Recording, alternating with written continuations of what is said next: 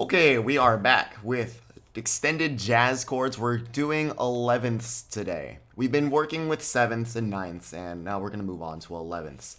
What we've seen so far, just a little bit of review, is you can make your 7th, you have your root, your 3rd, your 5th, and your 7th. This is normal. And then we added an 11th on top. We added that 11th on top. I'm sorry, the 9th on top. Oh my god. I'm jumping the gun here. And now we're going to add the 11th on top. It's that simple. All you have to do is add one more note, stacking in thirds. 1, 2, 3, 1, 2, 3, that kind of thing. Stacking in thirds to get tertian triads. These are called tertian when they're stacked in thirds. Or tertiary. Tertiary. Vocabulary. Musical vocabulary. Okay. So we got tertian. Now, what we've seen is our... let's do a quick review. We've seen our 7th chords. This is our major 7, written like this. We've seen our dominant 7, written just like this. All you have to do is put the 7 there. We've seen our minor 7th, written like this with the jazz notation. We've seen our half diminished 7, or, the minor 7. I'm not putting accidentals anywhere. There we go.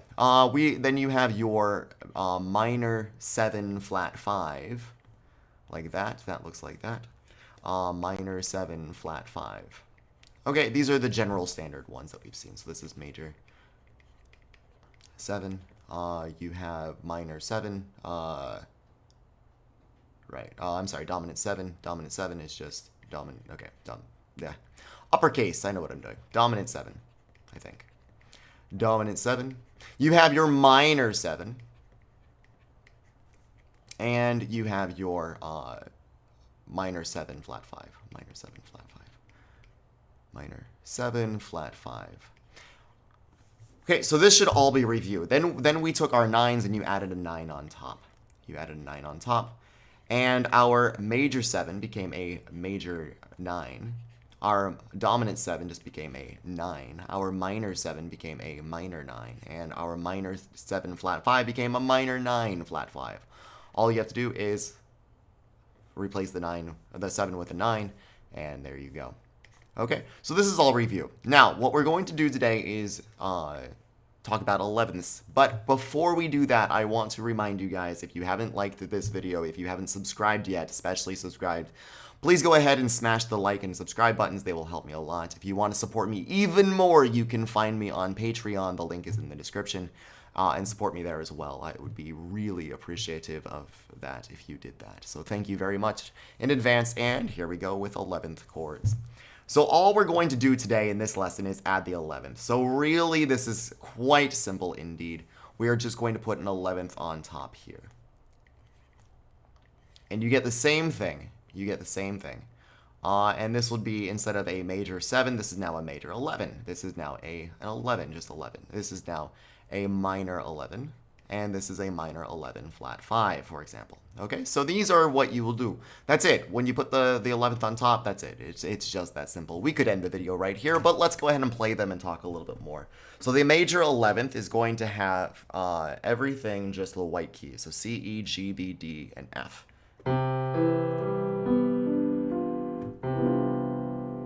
Okay, so it's that simple.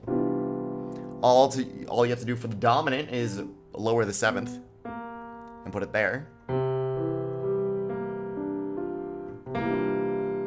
Okay, for the minor 11th, all you do is take your dominant 7 and flat the 3rd. So it sounds like this. Very pretty. Again, minor 7ths, man. Minor 7ths and everything built on a minor is just gorgeous. Okay, and then from here, all you have to do is flat that 5th.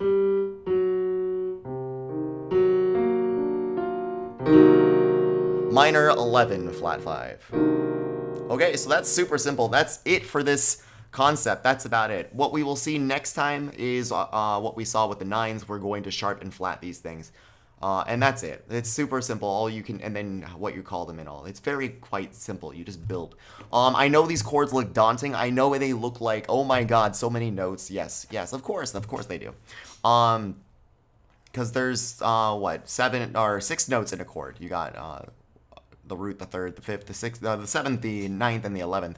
Gives you a total of 6 notes. Of course, it looks daunting. Of course, there's a lot of notes to worry about. But once you understand how to build them, it's really not that difficult. You just have to put the pieces together. So try to practice with these, and that'll help you make more sense of them.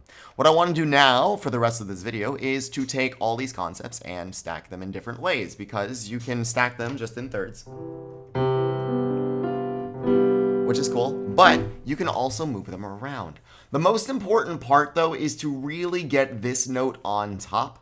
And people will argue both ways, like it doesn't matter, but we'll talk about this in future lessons. You have an add 9 and add 11 chords. And right there with the add, it's not that important. It doesn't really matter there if you mix it or not. But with the stacked stuff where you have the straight 11, it's very, very cool to hear the 11th on top. So you really know, here's my root and here's my 11th. And you get that dissonance and you get the root sound. And you really hear that note carry over. Watch what happens if I move it down an octave.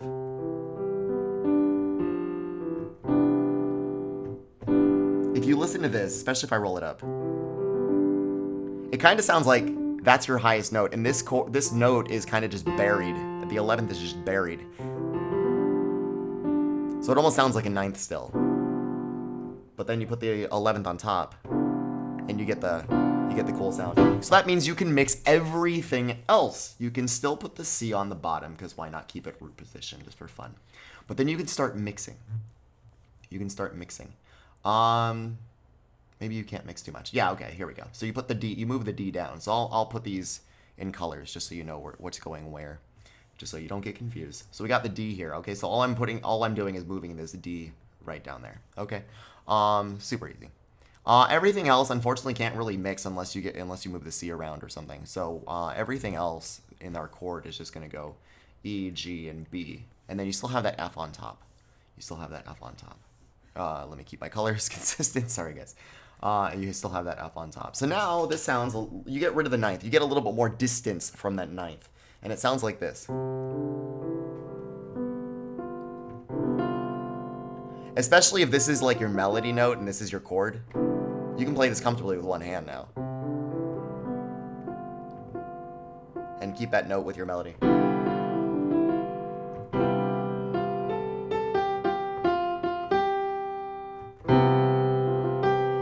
And then even throw the B flat in there for fun.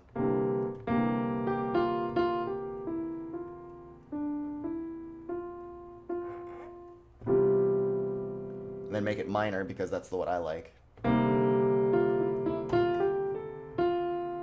You keep coming back to that F, and that makes it really sound like, oh, okay, it's an 11th chord, which is kind of cool. You get a lot of sounds out of this. So you can play around with these, and you can mix them around. Of course, you don't have to keep C on the bottom. You can always go major 11 slash, G or something, right? And then that means that the G is on the bottom, especially if you're playing in a grand staff like this. You have your bass note. This is going to be, let's just make a really fat G down here. And then we got... I'll make it. Let me get my musicianship skills back up. There we go. You got your G on the bottom, and now everything can float, especially if you have this huge range of notes. Follow along with me here, okay? So now the G, I'm only using blue but we can do it this way. Let's go ahead and do this. We'll put the G down here like that. The G is going to be here. Okay, we got our staff. I'll make this white, just make it consistent. We'll do this one. Oh my god. Okay. I swear this is not as complicated as I'm making it. You can keep the F on top, okay? So you got this huge range. I won't be able to play this with my little keyboard. We got this thing, maybe with the octave thing. There you go. Okay, so you got this huge range. I'm not gonna be able to play this this chord correctly anyway. I'll have to play with my octave settings, but bear with me here. So we got our G on the bottom, we got our F. We still need, I'll just write the notes out because we got C, E, G, super easy, right? C, E, G, B, D, and F. And we already got the G, we already got the F. Okay, so all you have to do is throw the C in here. Again, this is our our major 11 over G, or a major 11 slash G. I guess we should put our chord qualities. So see, there we go. C major 11. All these are C major 7, C7, C11, all that stuff. Throw your C's here. Sorry guys, I'm not putting the root. And then this is obviously C minor 7, flat 5, C minor 7, C dominant 7, C major 7. Okay, so don't forget your root. So you got C major 11 slash G, or over G if you will. And so we put the G on the bottom. We still need a C. Let's go ahead and throw the C in the middle all the way up here for fun. We'll put that there. And again, you can't really reach this, right? Like that's too much. You'd have to play with two hands or just roll up the whole thing. But imagine if you had an ensemble. And your ensemble could play, your bass player's playing this. Maybe you have a couple chords in the middle with a guitar, and then your melody either on another solo instrument, like a flute or a violin, or just even your singer could be all the way up there.